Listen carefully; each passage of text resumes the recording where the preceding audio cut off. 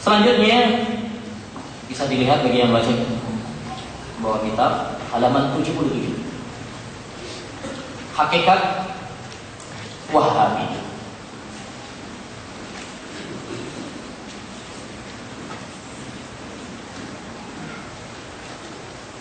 Banyak orang menamakan dakwah ini adalah dakwah Wahabi.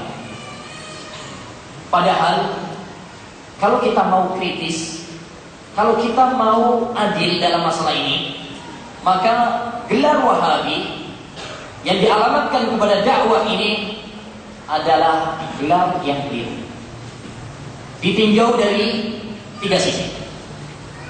Yang pertama dari sisi bahasa. Ditinjau secara kaidah bahasa Arab, gelar Wahabi nisbat kepada Syekh Muhammad bin Abdul Wahab adalah keliru. Ya. Kenapa? Karena pendirinya menurut anggapan mereka adalah Muhammad bin Abdul Wahab. Ya. Kalau dinisbatkan kepada Muhammad bin Abdul Wahab jelas keliru. Karena kalau yang mau jujur, berarti apa? Muhammadiyah, karena namanya Muhammad bukan Wahab. Tapi apa salah gelar seperti ini? Ya, terserah orang mau menggelar kita apa. Yang terpenting bagi kita adalah mengikuti Al-Quran dan hadis sesuai dengan pemahaman salafus umma. Oleh karenanya para ulama sekarang tidak ada masalah mereka menggelar wadah kita Wahabi atau yang lain. Bahkan gelar Wahabi pada zaman kita sekarang merupakan simbol bagi orang-orang yang berpegang teguh dengan Al-Quran dan Sunnah Nabi SAW dengan pemahaman para sahabat Nabi SAW. Kalau ada orang dibilang Wahabi, ini malah kita, Masya Allah bagus ya, teman kita sendiri. Gitu. Baik. Oleh karena tidak usah khawatir, maka dia bilang, "In kana tabi'u Ahmadil mutawahhida fa ana nuqiru bi annani Wahabi." Kalau yang mengikuti Muhammad adalah Wahabi, maka saya bersaksi bahwa saya adalah Wahabi. Ya. Nah, tapi di sana ada satu hal yang menarik sekali untuk kita cermati. Gelar Wahabi, tatkala mereka meleset, maunya mereka diarahkan kepada pendirinya, yaitu Muhammad bin Abdul Wahab, tapi nggak benar. Malah baik bagi kita, karena gelar ini ternyata nisbat kepada siapa? Al-Wahhab, yang itu merupakan salah satu nama dari Allah Subhanahu wa Ta'ala. Karena Al-Wahhab merupakan salah satu nama di antara nama-nama Allah Subhanahu wa Ta'ala. Oleh karenanya, keinginan para musuh untuk menjelekkan, mencoreng, menodai, justru Allah Subhanahu wa Ta'ala membalik dan menjadikan itu adalah baik bagi dakwah. Yang kedua, dari sisi sejarah. Berekor dari kesalahan di atas, maka gelar ini memiliki dampak negatif lainnya yang tidak salah kaprah, yaitu penyelewengan terhadap sejarah. Sebab banyak para sejarawan yang akhirnya menisbatkan dakwah ini kepada ayah Syekh Muhammad bin Abdul Wahab, yaitu Abdul Wahab, karena dikiranya Wahabi. Nisbat kepada Abdul Wahab, bapaknya. Padahal bapaknya tidak ada sangkut paut dalam masalah dakwah ini. Ambil contoh Farid Wajdi dalam kitabnya Dairatul Ma'arif juz yang ke-10 mengatakan Wahabiyah adalah sekelompok muslim yang mengikuti seorang bernama Abdul Wahab di Arab. Siapa Abdul Wahab? Bapaknya. Mungkin bapaknya kalau tahu dia marah mungkin. Saya nggak ikut campur kok. Bahkan dalam Kitabul Alam yang ditulis oleh para doktor Amerika dari berbagai bidang, sejarah, filsafat dan sastra, mereka mengatakan Wahabi adalah kelompok kaum muslimin di Jazirah Arab yang mengikuti ajaran Abdul Wahab, bukan Muhammad bin Abdul Wahab, tapi Abdul Wahab bapaknya. Padahal ini ditulis oleh para doktor Amerika dari berbagai bidang.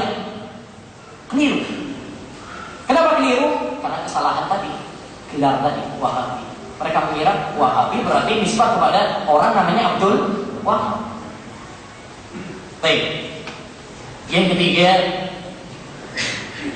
dari segi fakta, kesalahan ini sangat nyata sebab dakwah ini tidak seperti yang mereka gambarkan. Tapi dakwah ini adalah murni, berupaya untuk mengajak umat kembali kepada Al-Quran dan Sunnah Nabi Sallallahu Alaihi Wasallam dengan pemahaman para sahabat, mengajak kepada Islam yang murni. Kok saya katakan Islam yang murni? Berarti ada Islam yang murni. Ya. Oleh karenanya Nabi Shallallahu Alaihi Wasallam mengatakan, tatkala menjelaskan tentang perpecahan umat, ma ana alaihi al-yauma wa ashabi. Orang yang berpegang teguh dengan sunnahku dan sunnah pada para sahabatku hari ini. Kenapa dikatakan hari ini? Karena hari itulah yang masih jernih. Adapun setelahnya sudah ada noda-noda yang mengotorinya. Baik. Raja Abdul Aziz dalam khutbahnya di Mekah pada tahun 1347 pernah mengatakan suatu perkataan yang sangat bagus sekali. Dia mengatakan, raja ini mengatakan dalam khutbahnya di Arafah, mereka menjuluki kami Wahabiyun dan mazhab kami adalah Wahabi sebagai mazhab tertentu. Maka ini adalah kesalahan fatal akibat kabar bohong yang didesuskan oleh sebagian kalangan yang memiliki niat jahat. Kami bukanlah pemilik mazhab baru atau akidah yang baru. Muhammad bin Abdul Wahab rahimahullah tidaklah membawa ajaran baru. Akidah kami adalah akidah salafus saleh yang diajarkan dalam Al-Quran dan Sunnah sebagaimana pemahaman salafus saleh. Kami menghormati para imam empat. Tidak ada bedanya bagi kami antara Imam Malik, Syafi'i, Ahmad dan Abu Hanifah. Semuanya sangat terhormat dalam pandangan kami. Inilah akidah yang diemban oleh Syekh Muhammad bin Abdul Wahab. Inilah akidah kami. Sebuah akidah yang dibangun di atas tauhid yang murni dari segala noda-noda bid'ah. Akidah tauhid inilah yang kami dakwakan dan dapat menyelamatkan kita dari segala petaka.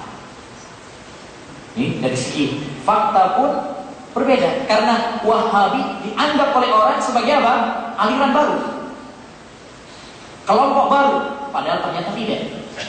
Dia hanya melanjutkan dakwah Nabi SAW, dakwah para sahabat, dakwah para ulama, meneruskan estafet dakwah ini. Jadi bukan pemahaman yang baru. Ya. Baik. Kemudian kita lanjutkan. Yang punya kitab bisa dilihat halaman 25.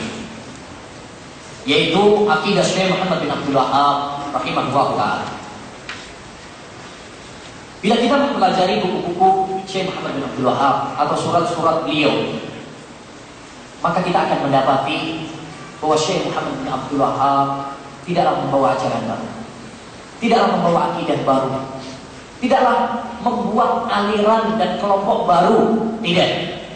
Tetapi pemahaman dia adalah pemahaman Islam yang murni, yang diambil dari Al-Quran, Sunnah Nabi SAW dengan pemahaman sahabat. Hal ini diakui oleh orang-orang yang meneliti karya-karya beliau, baik dari lawan maupun dari kawan, baik dari orang Muslim maupun orang-orang non-Muslim. Jadi banyak orang-orang yang non-Muslim sekalipun, tatkala mereka mau adil dan meneliti buku-buku karya Syekh Muhammad bin Abdul Wahab, mereka tahu bahwa Syekh Muhammad bin Abdul Wahab tidak membawa ajaran baru.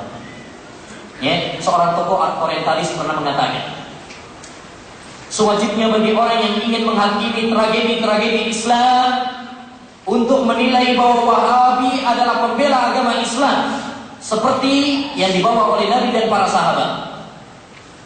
Tujuan Wahabi adalah mengembalikan Islam sebagaimana aslinya. Ini pengakuan seorang orientalis.